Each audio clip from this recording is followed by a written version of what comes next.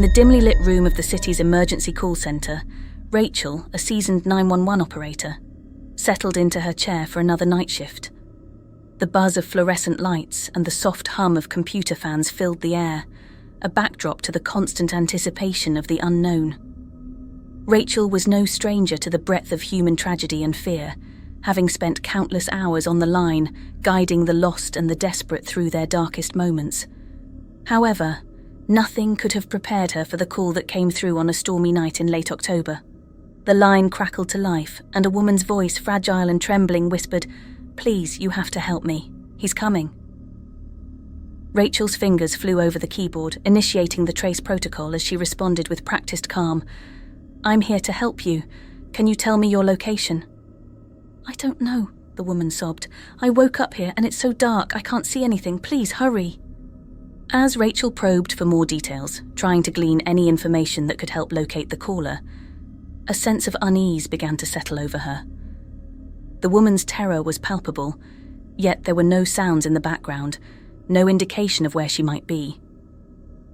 The storm outside raged louder, as if mirroring the growing storm within Rachel, as she worked fervently to break through the woman's panic. Suddenly, the call took a chilling turn. "He's here," the woman whispered, a note of resigned terror in her voice.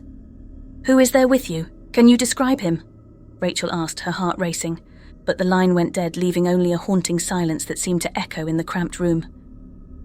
Rachel sat frozen, staring at the disconnected call on her screen, her mind racing with questions. Who was the woman? Who was coming for her? And why did the call feel so personal, so visceral? Shaken, Rachel reported the call to her supervisor, but without a location or any concrete details, there was little they could do. The rest of the night passed in a blur of routine emergencies, but the woman's voice haunted Rachel, a spectre that lingered at the edges of her thoughts. The following nights brought no peace for Rachel. The woman called again and again, each time more desperate, each time with the same chilling end. "He's here." And each time the call would cut off, leaving Rachel in a growing state of despair and helplessness. Driven by a need to act, Rachel took it upon herself to solve the mystery. She pored over the call logs, researched missing persons reports, and even reached out to colleagues for any similar experiences. But it was as if the woman and her pursuer were ghosts, leaving no trace in the physical world. Then one night, the call changed. "You're the only one who can save me," the woman said, her voice a haunting mix of fear and hope. "How can I save you?" Rachel asked, her voice trembling. "Come to me," the woman replied, and this time she gave an address. Gripping the note with the address, Rachel made a decision that would haunt her forever. She left the call center, driving through the storm-lashed streets, her mind a whirlwind of fear and determination. The address led her to an old, abandoned house on the outskirts of the city, its windows dark, its structure an ominous silhouette against the stormy sky.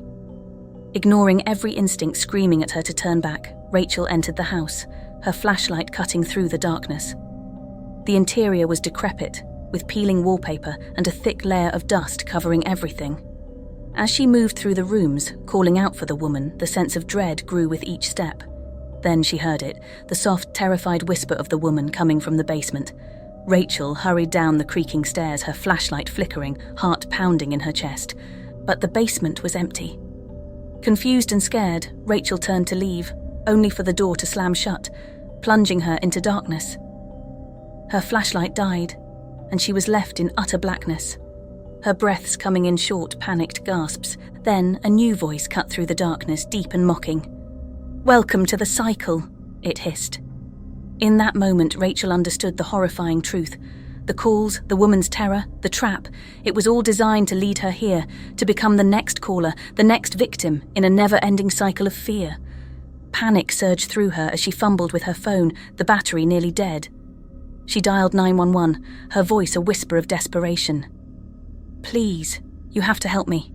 He's coming." As she spoke the words, she realized she had become the woman on the other end of the line, the voice that had haunted her, and somewhere, another 911 operator would answer, beginning the cycle anew. The call ended and silence enveloped her.